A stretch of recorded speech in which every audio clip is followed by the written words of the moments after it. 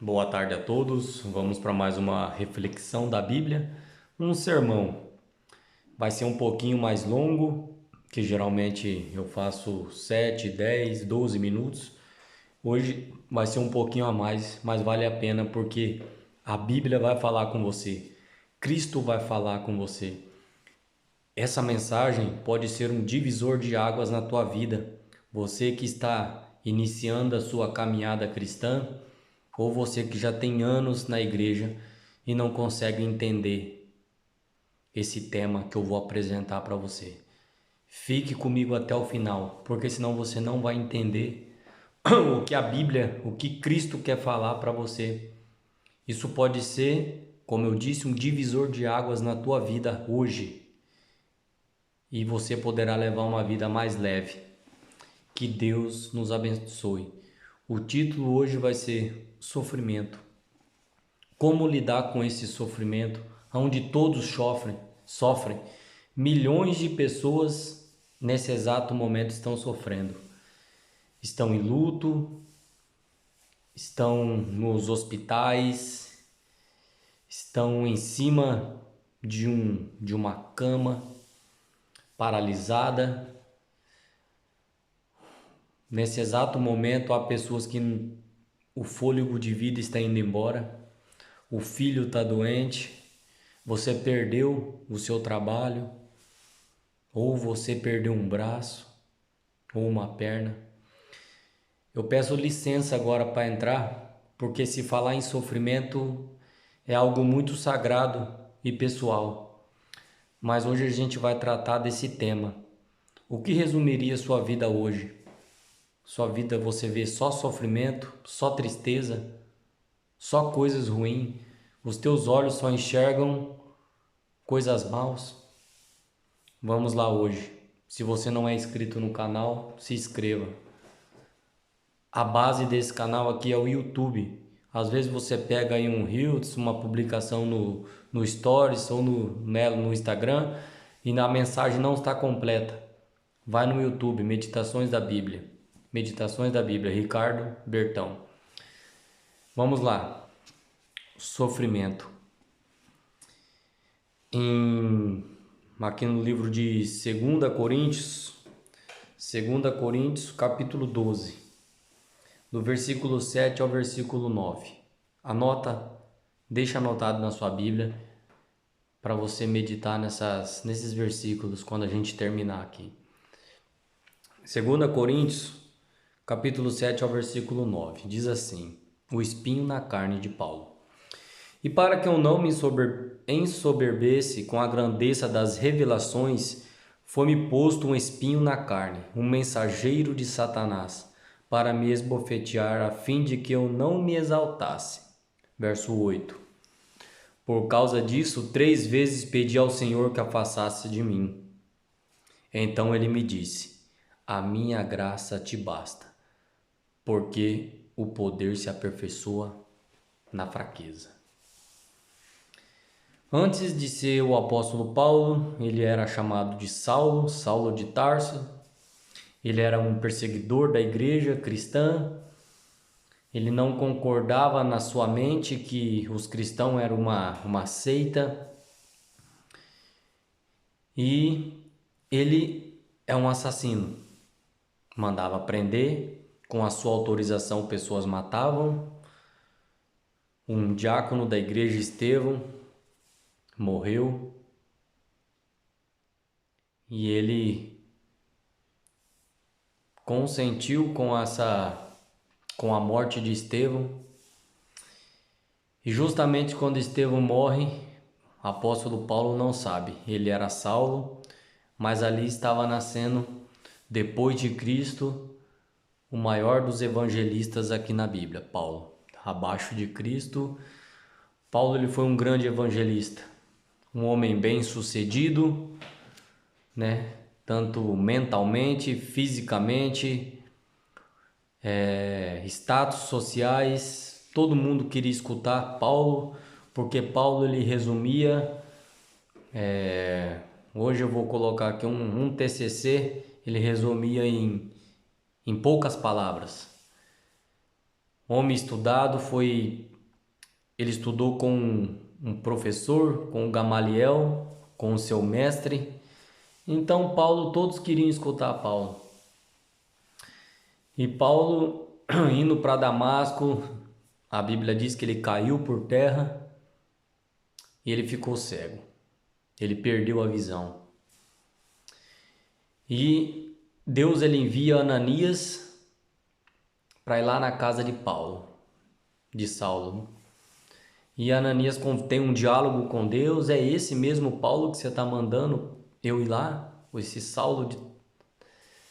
E é esse mesmo, lá na rua direita. Eu mostrei que você ia lá em visão para ele. E você vai falar com ele. Você vai orar com ele, ele vai recuperar a visão. E Deus diz que Saulo era um vaso escolhido. E a Bíblia diz em Atos capítulo 9, versículo 15, esse é para mim um vaso escolhido. Às vezes é bonito, né, a pessoa falar, esse é um homem de Deus, é uma mulher de Deus, de oração. Só que a pessoa ela não leu o verso 16, ou se leu, ela não percebeu. Deus ele fala, esse para mim é um vaso escolhido, né? Me dá até um arrepio quando alguém fala, você é um homem de Deus, um vaso escolhido, um varão. Mas no verso 16 apresenta, agora ele vai aprender o que é sofrer pelo Evangelho, o que é sofrer por Cristo. E muitos de nós conhecemos um Evangelho açucarado, um Evangelho onde venha para a minha igreja que eu vou te abençoar, venha para a minha igreja que suas soluções estão tudo resolvidas, 7 dias de campanha, com todo o respeito. Aonde se existisse poder em um líder religioso, eu sempre digo, não há poder em nenhum líder religioso. Há poder quando Cristo fala, há poder na palavra de Cristo, não existe poder em mim. Se alguém tem a vida transformada, se alguém mudou a situação da sua vida, foi porque Cristo, o Espírito Santo tocou em você e eu fui um mensageiro que levei a palavra, porque Cristo mudou você, o Espírito Santo mudou você. Eu não tenho poder, não há poder em nenhum líder religioso. Entenda isso. Não há poder. Mas aonde você quer chegar com essa história do sofrimento? O apóstolo Paulo pediu para Deus 3 vezes para tirar esse espinho na carne que incomodava ele. Alguns dizem que esse espinho na carne poderia ser a visão de Paulo, um pouco prejudicada, outros têm outras ideias, mas enfim, ninguém pode bater o martelo e decidir o que era esse espinho na carne. Eu, se fosse Deus, mas como eu não sou humano, falho, miserável, pobre, cego e nu, e dependo de Deus para me respirar, para me andar, eu atenderia o pedido de Paulo, porque Paulo, um grande evangelista, ele pregava, construtor de igrejas, dava assistência para os irmãos em mensagens, mas Deus diz não. Deus escolheu dizer não para o apóstolo Paulo. Ele fala, minha graça te basta. Como entender isso? Como levar isso para a sua e para a minha vida, quando Deus fala para mim e para você, a minha graça te basta. Aí a gente não aceita, aí a gente chora, a gente reclama, a gente murmura. Não que você não pode chorar diante de Deus, não que você não possa ter um diálogo com Deus e tá tudo certo. Não há problema nenhum a gente chorar diante de Deus, aonde Deus me ajuda. Mas o problema de tudo isso é quando a gente não aceita os planos de Deus na nossa vida. Mas, Ricardo, os planos de Deus na minha vida é sofrer, como está escrito aqui. Eu peço para Ele, Ele não me atende. O apóstolo Paulo pediu, Deus não atendeu. E Deus chamou ele para a missão. E ele morreu com esse espinho na carne. Vamos lá, agora outro paralelo. Deus não atendeu a Paulo, mas mesmo assim, ele continuava sendo fiel. Por quê? Porque Paulo conhecia esse Deus que ele servia, independente das dificuldades que ele passasse. Mesmo que Deus não atendesse a sua oração, que isso incomodava muito ele, sabe o que o apóstolo Paulo tinha na mente? Eu creio, Deus ele é soberano,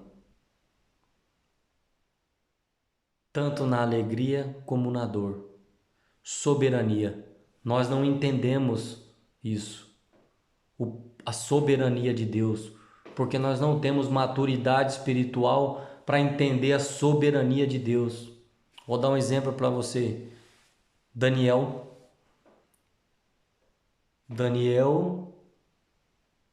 ele ora e Deus tira ele da cova dos leões inteiro. Pegou o paralelo que eu estou fazendo, onde o apóstolo Paulo ora e Deus fala, minha graça te basta. Agora para o outro, Deus diz, não, eu vou atender. Lembra dos 3 amigos de Daniel na fornalha? Eles falam assim, né, pro rei, ó rei, né? Se Deus quiser nos libertar dessa fornalha, Ele vai libertar. Ele vai nos tirar. Mas se Ele não quiser, fique sabendo, nós não vamos dobrar o joelho perante você, independente do que vai acontecer. E isso é muito difícil acontecer na sua e na minha vida, ter Deus como soberano, tanto na tristeza como na alegria. A gente não sabe administrar isso dentro da gente, porque a gente só quer receber o sim. Você já viu? Vou dar um exemplo para você que aconteceu hoje comigo. Meu filho, ele quer ir ali numa outra cidade, ele fala pescar, mas só que ele quer jogar só uma linha dentro d'água com uma varinha. E aí tudo bem, não há problema nenhum, mas só que estava chovendo, frio, vai ficar doente, vai pegar uma gripe. Ele chorou, ficou triste, magoado. Mas só que eu, como pai, eu queria ir lá passar pela chuva, pelo vento, pelo frio. Eu queria.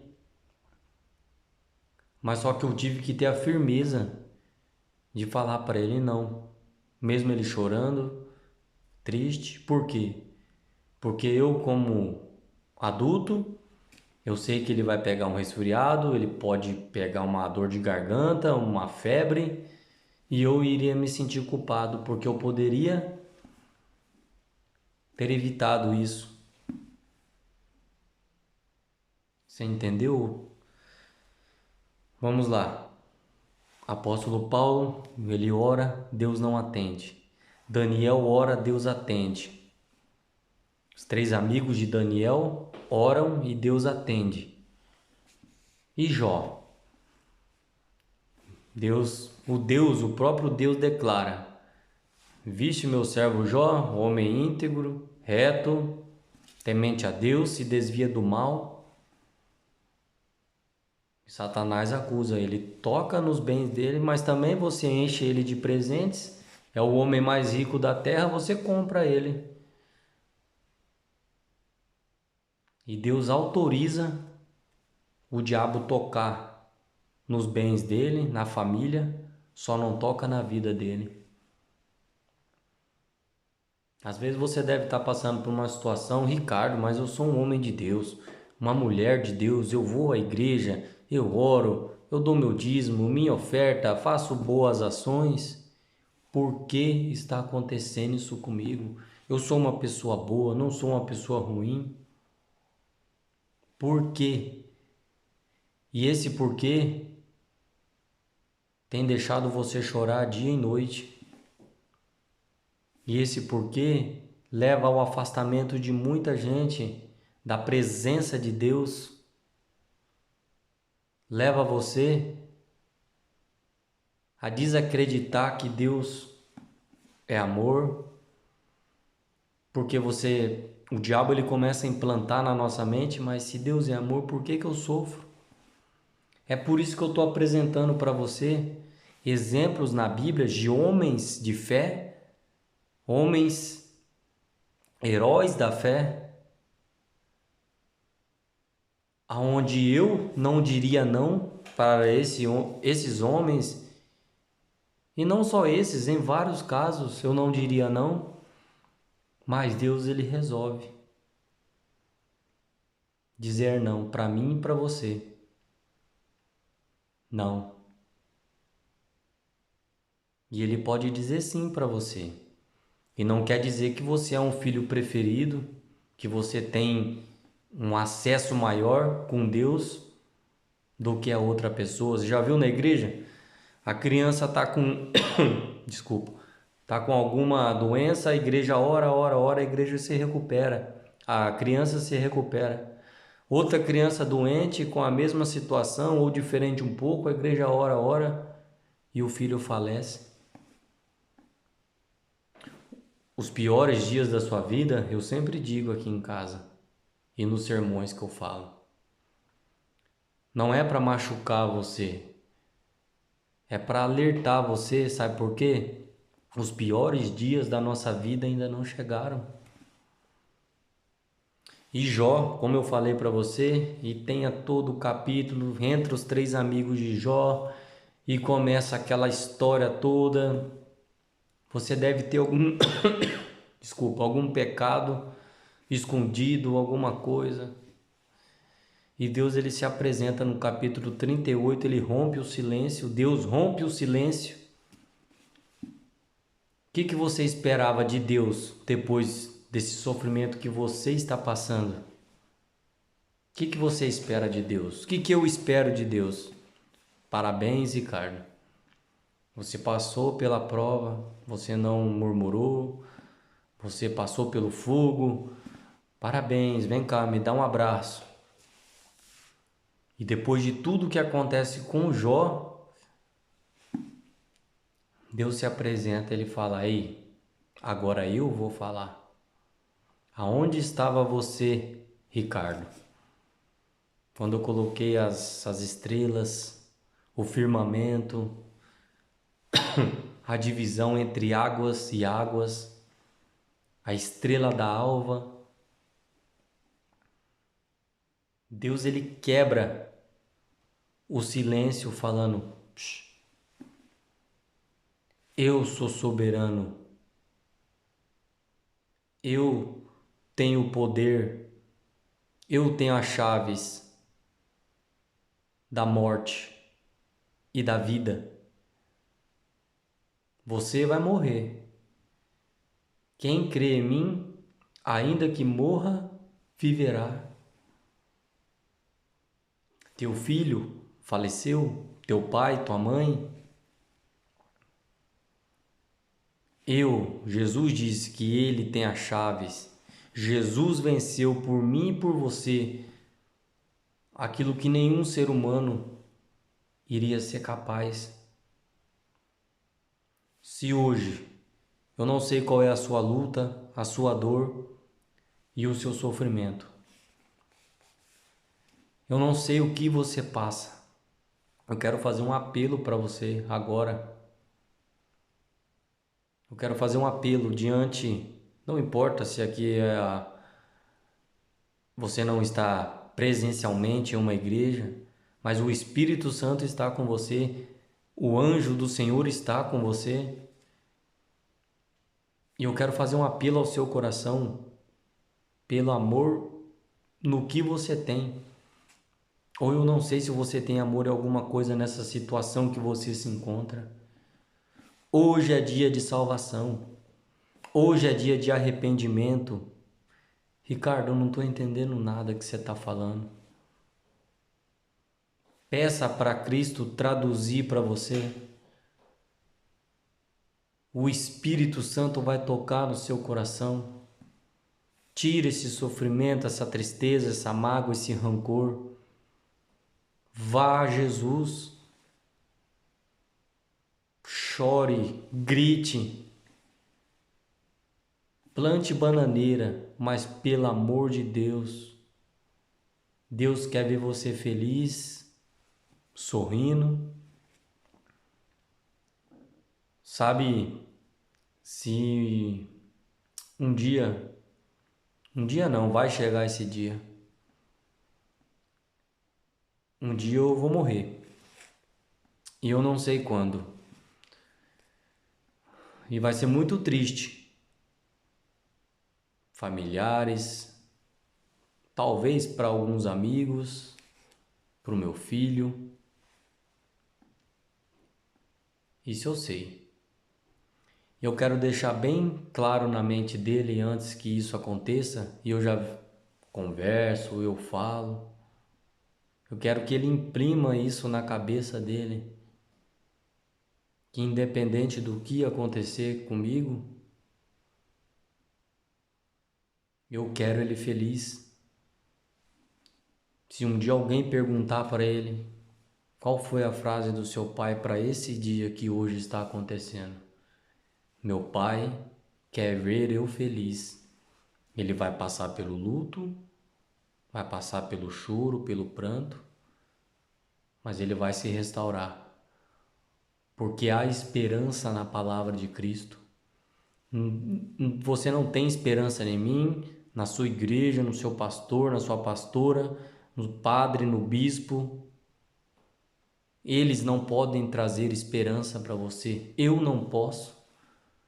Cristo pode. Jesus pode entrar dentro da sua estrutura, do seu DNA, do seu passado, da parte mais escura que você teme, que te coloca em depressão, em opressão. Cristo, ele pode arrancar isso em milésimo de segundos. Fala, eu creio. Eu creio. De todo o seu coração, de todo o seu entendimento. E vamos juntos, aqui crescendo em graça e em sabedoria. Vou fazer uma breve oração, fique comigo até o final. Eu vou orar por você e que Deus nos fortaleça. Vamos orar. Querido e bondoso Deus, obrigado porque o Senhor cura. O Senhor é um Pai de amor, um Deus que quer a sua felicidade dos seus filhos. Perdoa a nossa incredulidade, a nossa falta de fé, Senhor. Nos ajude, Pai, a entender essa mensagem. Traduza, Pai, no nosso coração, que o Espírito Santo possa se fazer presente na vida dessa pessoa. Que o Espírito Santo possa nos conduzir, nos iluminar. E hoje é o dia de salvação.